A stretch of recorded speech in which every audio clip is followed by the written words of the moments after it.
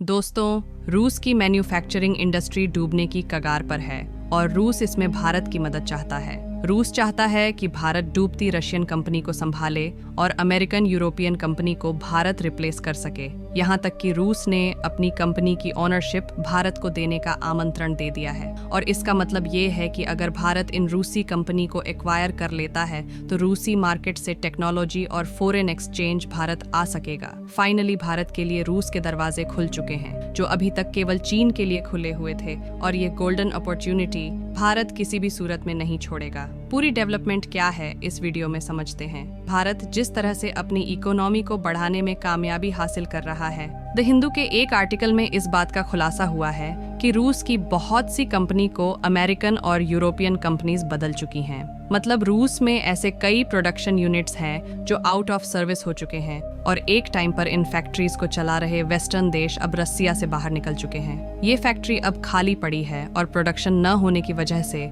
रूस को चीनी इंपोर्ट का सहारा लेना पड़ रहा है, जिसकी वजह से छोटे छोटे सेक्टर्स तक रूस चीनी कंपनी पर डिपेंडेंट बन चुका है और बहुत सा फॉरेन रेवेन्यू रूस को इन चीजों को खरीदने में इस्तेमाल करना पड़ रहा है। रूस चाहता है कि भारत फैक्ट्री को खरीदें या रूसी कंपनी के साथ पार्टनरशिप में इन प्रोडक्शन यूनिट को फिर से शुरू करें। ऑलरेडी कई चीनी कंपनी रूस में एंट्री कर चुकी हैं और इनमें से एक है ऑटोमोबाइल इंडस्ट्री, जिसको लेकर रूस का 80% मार्केट चीनी कंपनी डोमिनेट करती है। हालांकि टेक्सटाइल और फुटवियर के सेक्टर में बांग्लादेश और वियतनाम जैसे कुछ देश हैं, लेकिन ये सेक्टर्स नॉन क्रिटिकल कैटेगरी में आते हैं। हमने कुछ दिनों पहले एक न्यूज को कवर किया था जिसमें भारत की गोवा शिपयार्ड को रूस की तरफ से 24 कार्गो जहाज प्रोड्यूस करने का कॉन्ट्रैक्ट मिला था। ये कॉन्ट्रैक्ट पहले रूसी कंपनी को दिया जाने वाला था, लेकिन रॉ मटेरियल की कमी और रिसोर्सेज के एबिलिटी की वजह से भारत रूस के लिए इन कार्गो वेसल्स का निर्माण करेगा। रूस के साथ लगी सीमा की वजह से इस लड़ाई का सबसे बड़ा फायदा चीन को पहुंचने वाला है और प्रतिबंध लगे होने के बावजूद भी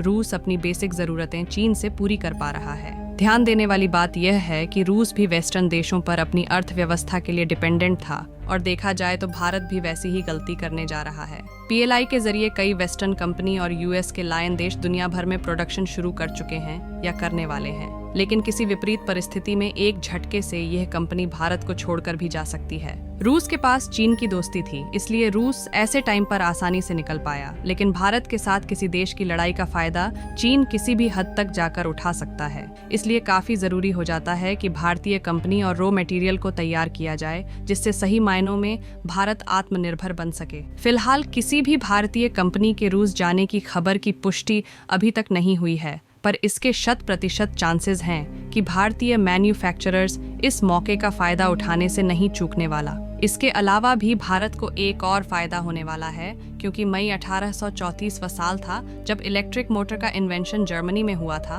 और तब से लेकर अब तक एक क्रांतिकारी इन्वेंशन पूरी दुनिया में इंडस्ट्री और ट्रांसपोर्टेशन का चेहरा बदल चुकी है। स्पेशली चीन इस टेक्नोलॉजी की मदद से आज जिस लेवल पर है उस लेवल तक पहुंचने में आज भारत कम से कम 15 साल पीछे है। अच्छी बात यह है कि मोटर टेक्नोलॉजी और मैन्युफैक्चरिंग में भारत को जिस क्रांति का इंतजार था वह खत्म हो चुका है और फाइनली एक ऐसे सेक्टर में मोटर्स के डेवलपमेंट पर काम शुरू हो चुका है जिसकी वजह से चीन आज दुनिया में किसी भी देश से काफी ज्यादा आगे है, जिसको लेकर हाल ही में भारतीय सरकार ने मैन्युफैक्चरिंग पीएलआई जारी की थी, जिससे ड्रोन्स और उनके कंपोनेंट्स का प्रोडक्शन भारत में शुरू हो सके। ड्रोन का प्रोडक्शन भारत में तो शुरू हो चुका है, लेकिन अभी तक केवल असेंबली लेवल पर था। पर आज जो काफी बड़ी खबर सामने आई है उससे पूरी भारतीय ड्रोन इंडस्ट्री का चेहरा बदलने वाला है, क्योंकि देश की पहली कंपनी ने स्क्रैपिंग ड्रोन मोटर का डेवलपमेंट पूरा कर लिया है और 18 केवी की मोटर आर्म्ड फोर्सेस के अलावा एग्रीकल्चर सर्विस और लॉजिस्टिक्स एप्लीकेशंस में इस्तेमाल की जा सकती है। अब इस मोटर की ज्यादा टेक्निकल स्पेसिफिकेशन में हम नहीं जाने वाले,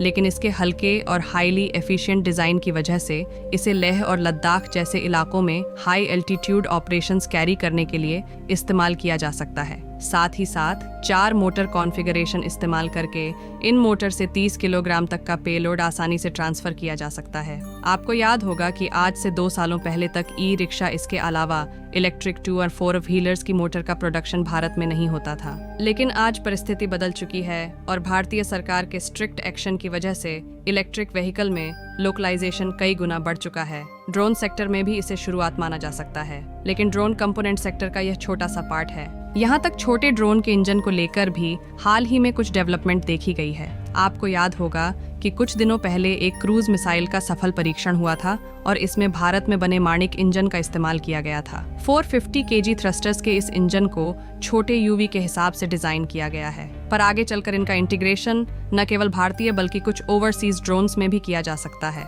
इलेक्ट्रिक ड्रोन का इस्तेमाल युद्ध मैदान में भले ही काफी बड़े लेवल पर शुरू हो चुका है, लेकिन इनको ज्यादा दूरी तक वार करने के लिए नहीं बनाया जा सकता। पर भारत में डेवलप हुई मोटर्स आगे चलकर सोलर पावर स्यूडो सैटेलाइट में भी इस्तेमाल की जा सकती है। दरअसल इस तरह एयरक्राफ्ट घंटे नहीं बल्कि कई दिनों तक आसमान में गश्त लगाने के हिसाब से डिजाइन होते हैं। दिन के समय सूरज की रोशनी और रात के समय बैटरी में स्टोर एनर्जी का इस्तेमाल करके ये 3 दिनों तक एयर में रह सकते हैं और सैटेलाइट की तरह ही वायरलेस कम्युनिकेशन में आर्मी फोर्स की मदद कर सकते हैं। भारत में बने इन इलेक्ट्रिक ड्रोन का मॉडिफिकेशन काफ़ी हद तक किया जाएगा, जिससे इनको ज़्यादा से ज़्यादा सेक्टर में यूज़ किया जा सके। बाकी जिस तरह से रूस ने भारत को अपनी कंपनी रूस में स्टैब्लिश करने का आमंत्रण दिया है, क्या भारत को इसे स्वीकार करके अपनी इंडस्ट्री रूस में स्थापित करनी चाहिए या नहीं? अपनी राय कमेंट में ज़रूर बताएं। इस वीडियो को यहीं पर ख़त्म करते हैं। इस वीडियो को एक लाइक ज़रूर करें और अपने दोस्तों तक इस वीडियो को शेयर करें ताकि उन्हें भी जानकारी मिल सके। इसी तरह और भी नॉलेज वीडियो देखने के लिए अपने भरोसेमंद चैनल को सब्सक्राइब करके बेल नोटिफिकेशन को ऑन पर ज़रूर रखें। वीडियो को अंत तक देखने के लिए धन्यवाद।